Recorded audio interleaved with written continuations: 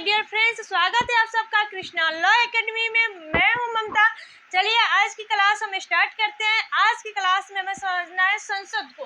संसद क्या है, इसकी क्या पावर है, ये सब हमें आज के क्लास में समझना है। इंडियन पार्लियामेंट को हाईएस्ट लेजिस्लेचर बॉडी कहा गया है। हाईएस्ट लेजिस्लेचर बॉडी यानी कि जैसे कि आप समझते हैं जुडिशरी में कहा, जुडिशरी का हाईएस्ट बॉडी कौन होता है? Supreme court.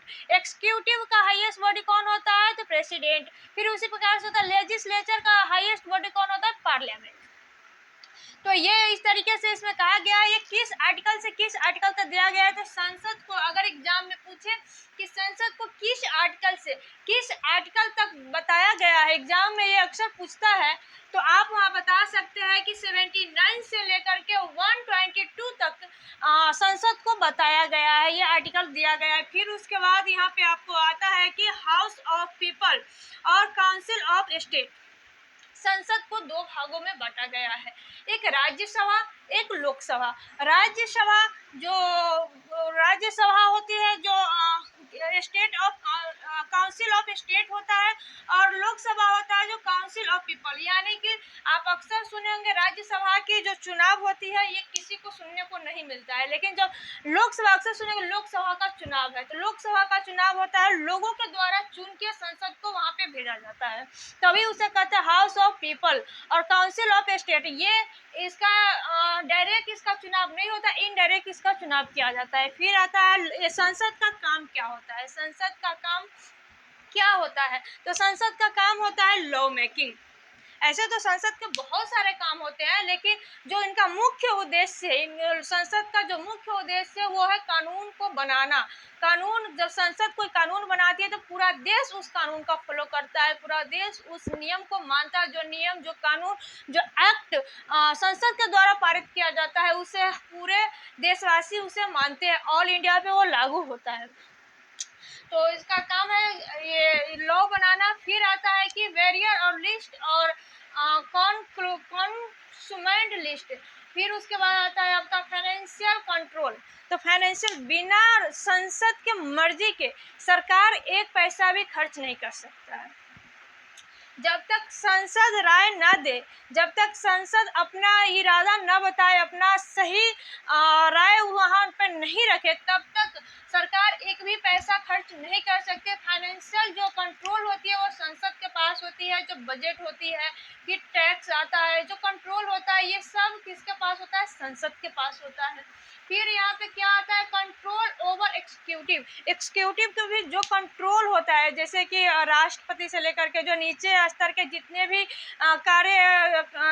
कार्यकाल के अधिकारी होते हैं, एक्सिक्यूटिव के कार्यकाल के जितने भी अधिकारी होते हैं, उन सब पे कंट्रोल किसका होता है? संसद का होता है। जैसे डीएम हो गए, जैसे कि जितने भी सरकारी कर्मचारी है, उन सब का कंट्रोल संसद करती है। और अगर हाई कोर्ट, सुप्रीम कोर्ट या राष्ट्रपति को उनके पद से हटाने का कोई कार्य अगर कर सकता है तो संसद ही कर सकता है। राष्ट्रपति को भी उनके पद से अगर हटाने का कोई कार्य होता है तो ये महाभियोग के द्वारा होता है। उसी पर सुप्रीम कोर्ट और हाई कोर्ट के भी अगर कोई जज है, उनको हटाने का यदि कोई कार्य है तो महाभियोग लगाया जाता है, ये संसद के द्वारा ही किया जाता है।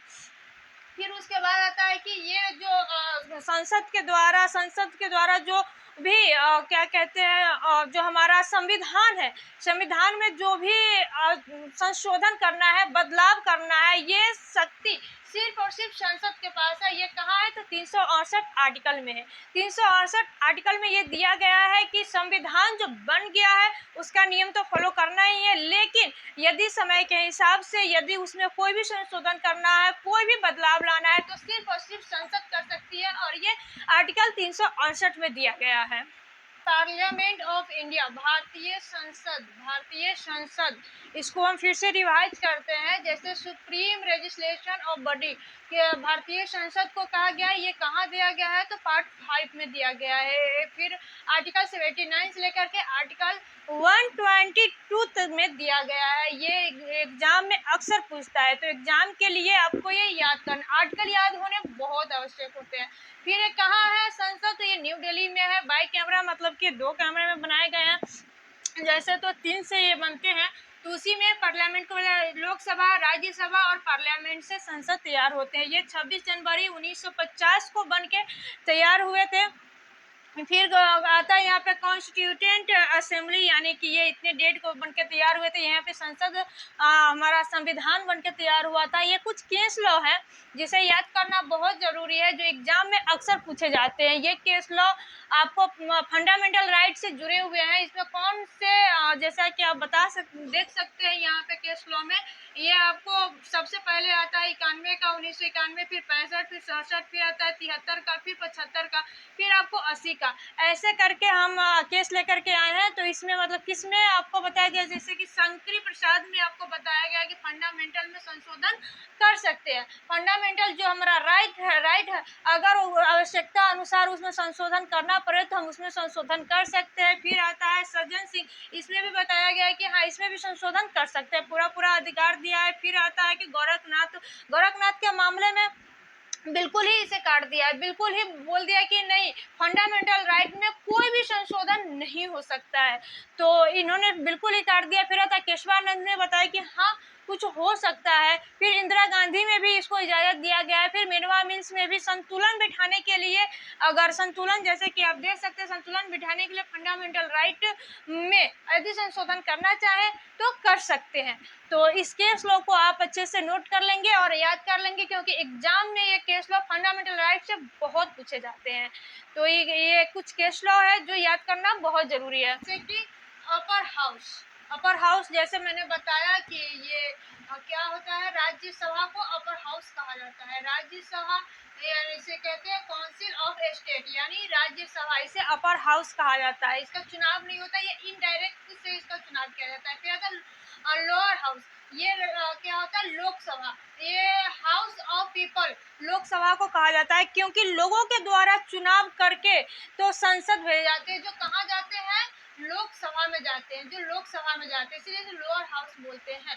फिर क्या होता है, डायरेक्ट इलेक्शन और इनडायरेक्ट इलेक्शन। डायरेक्ट इलेक्शन किसका होता है, मैंने अभी भी बताया, जैसे कि राज्यसभा का वो डायरेक्ट नहीं, इनडायरेक्ट होता है। राज्यसभा का इनडायरेक्ट तरीके से इलेक्शन होता है और लोकसभा का डायरेक्ट इलेक्शन होता है, जो लोगों के द्वारा चुना जाता है। लोगों के द्वारा चुनाव करके हम चुनाव हम चुनते हैं अपना संसद, जो संसद में जाके जो हमारा सांसद होता है, जो वो संसद में जाकर के बैठता है, वो हमारे लिए कार्य करता है, उसे क्या, लोकसभा का चुनाव उसे कहते हैं। फिर क्या होता है, टेम्परेरी और परमानेंट, ये अस्थाई और अस्थाई रूप से माना जाता है। फिर होता है लोकसभा में 550 सीटें होती है और राज्यसभा में 250 सीटें होती है। जो 228 से होती है वो चुनाव से आती है, और जो 12 सीटें होती है वो राष्ट्रपति के द्वारा से आती है, राष्ट्रपति उसे चुनते हैं। फिर क्या होता है, new president parliament, new parliament, जो 28 मई 2023 को बन के तैयार हुई थी, और जो ओल्ड बिल्डिंग थी जो पार्लियामेंट की हमारे, वो 85 ईयर ओल्ड थी,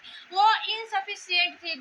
जो हमारे अभी के हिसाब से जो हमारे सांसद के सीटें बढ़ रही है, तो वो जो हमारी पुरानी बिल्डिंग थी पार्लियामेंट की, उसमें नहीं सफिशिएंट था, तो उसके लिए फिर न्यू बिल्डिंग बनाई गई है। इसका पावर क्या क्या होता है, तो जैसे देख लीजिए, इनैक्ट लॉज करने का, एनिशिएंट कॉन्स्टिट्यूशन करने का, फिर होता है क्या, रेसिड्यूरी पावर, ये सब इनके पावर होते हैं। तो आज के लिए इतना ही। हमें उम्मीद है कि आज का सेशन आप सबको बहुत अच्छे से समझ में आया होगा।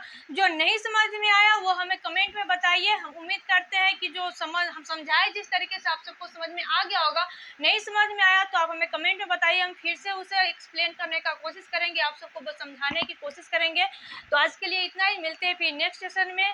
Thank you so much.